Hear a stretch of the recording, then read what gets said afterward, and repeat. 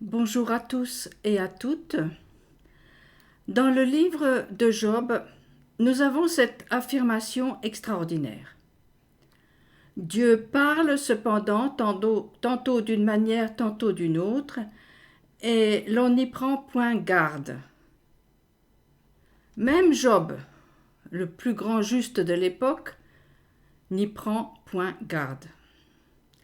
L'Éternel désire se révéler à l'humanité entière, et il le fait par les moyens les plus adaptés au réceptacle. D'une manière ou d'une autre, nous est-il dit.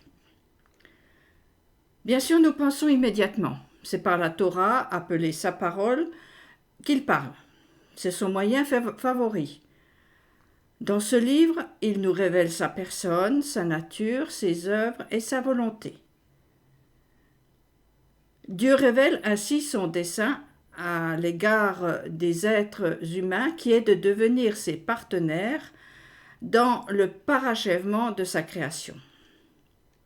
Dieu n'est pas limité dans ses moyens de révélation. De nos jours, la Bible est un des plus puissants supports par lequel Dieu se révèle. Mais soyons conscients, une approche intellectuelle de ce livre ne suffit pas pour connaître Dieu. Il est important de chercher Dieu avec son cœur ouvert. Comme l'a si bien déclaré un scientifique, Dieu ne se prouve pas, il se rencontre. On peut connaître la Bible sur le bout des doigts et être tout simplement un cadavre instruit. D'ailleurs, c'est ce que l'on peut ressentir en écoutant un cadavre instruit, une parole froide, glaçante, désespérante, qui fige l'espérance, ce qui est une des prérogatives de Amalek, lui-même une sorte d'incarnation du serpent à sang froid, un VRP du désespoir en quelque sorte. Qu'est-ce à dire chercher avec un cœur ouvert? C'est d'être toujours prêt à recevoir et à donner, comme une main tendue vers l'avant. Évidemment, cela est risqué. Mais vivre est un risque, et seuls les morts ne risquent plus rien. Main dans la main, telle est l'image que l'on peut retenir du partenariat que nous propose le Maître du monde, qui a pris tous les risques en créant l'homme. Les anges l'avaient bien prévenu, que cet être libre créerait des problèmes. Mais que voulez-vous? Dieu n'en fait qu'à sa tête. Il aime les défis. Bien sûr, ce sont des métaphores.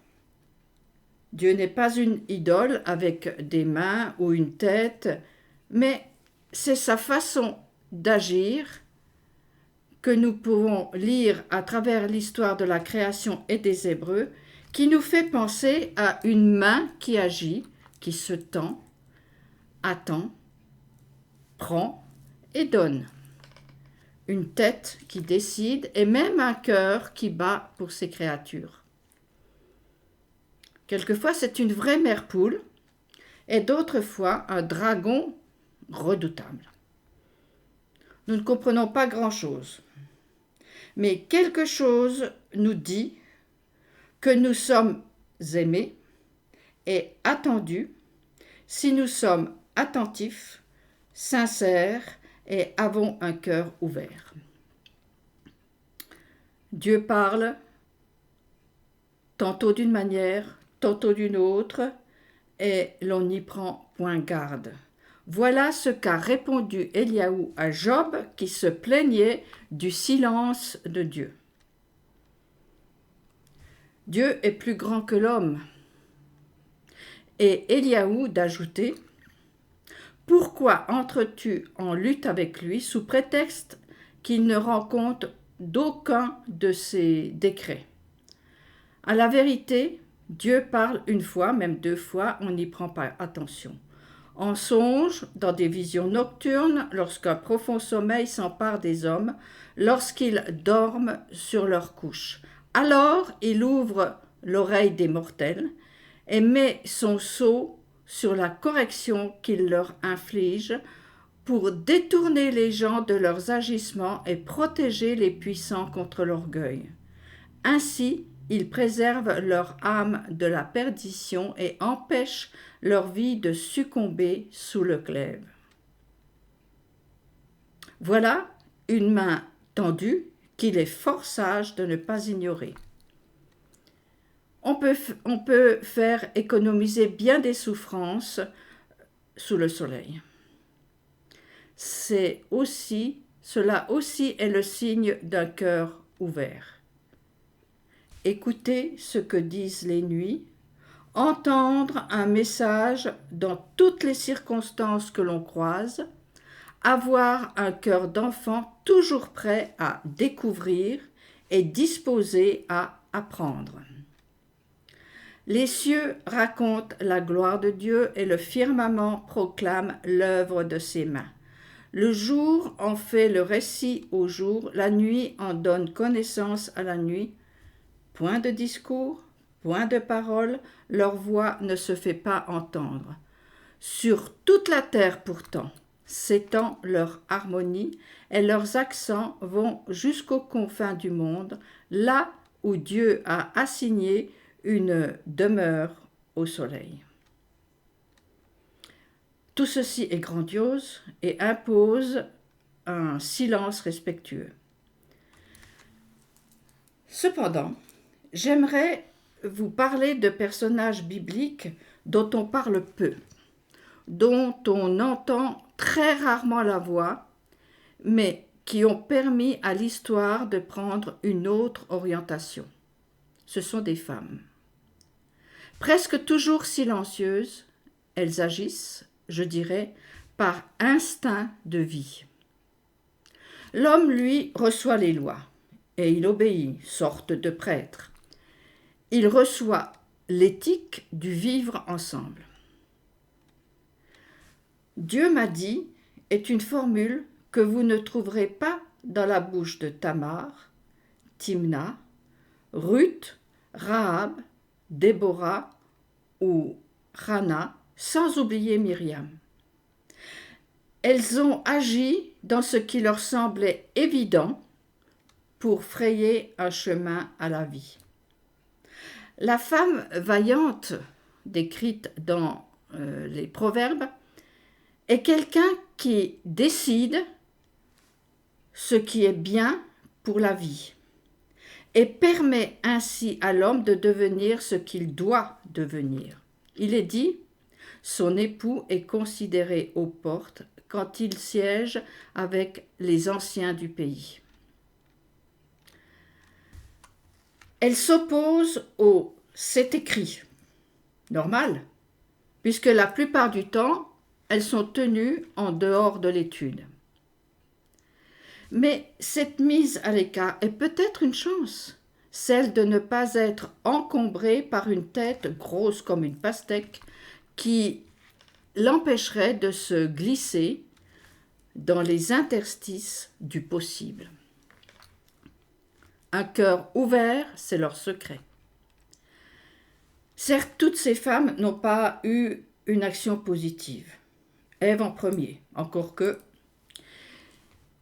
Il y a notamment Timna qui a mis au monde Amalek par amertume et humiliation d'avoir été rejetée par les pères d'Israël alors qu'elle voulait se convertir.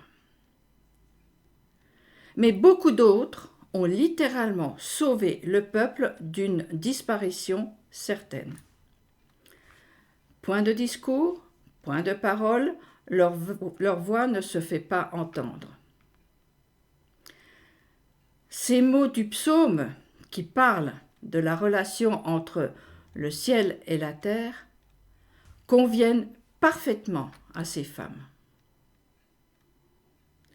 Pourtant, mine de rien, leurs actions traversent le temps. Je cite les plus célèbres, mais elles sont nombreuses, les petites mains, effacées, mais indispensables. Tamar a sauvé l'honneur de son beau-père Jacob. Ruth et Naomi sont les chevilles ouvrières de la naissance de David. Rahab, la prostituée, et Déborah ont sauvé le peuple entier. Hannah a défié le destin et mis au monde Samuel, le faiseur de rois. Lorsque Adam appela son épouse Ève, qui signifie vivante ou source de vie ou mère de toute vie, il lui a fait honneur, mais surtout, il lui a donné une énorme responsabilité, celle de pérenniser la vie, qui a son opposé, la mort, lorsque le cœur est pris dans un tourbillon de folie. Mais ça, c'est commun aux deux sexes, non? Le cœur est duel, tout comme le cerveau. Chacun est sans cesse placé devant le choix entre deux chemins.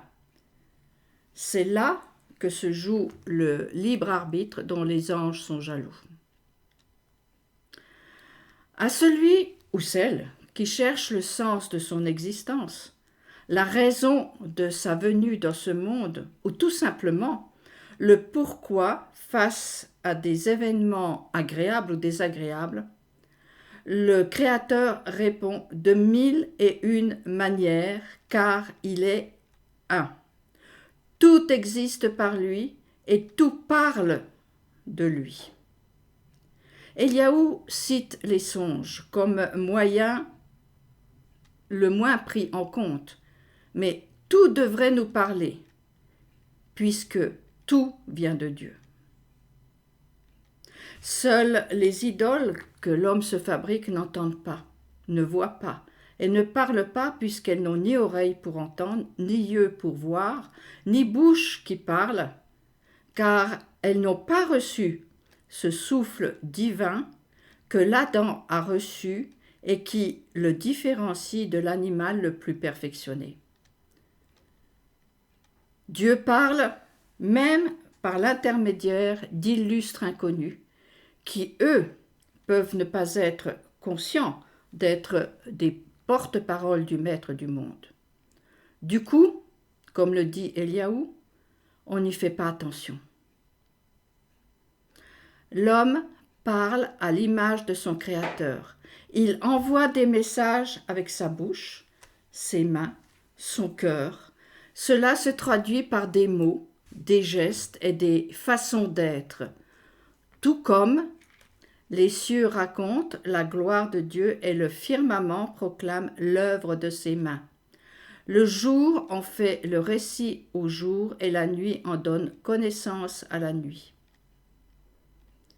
C'est ainsi que Éliaou le prophète peut dire sans l'ombre d'un doute. En vérité, Dieu parle une fois, même 2 fois, mais on n'y fait pas attention. Mes amis, faisons attention à partir d'aujourd'hui.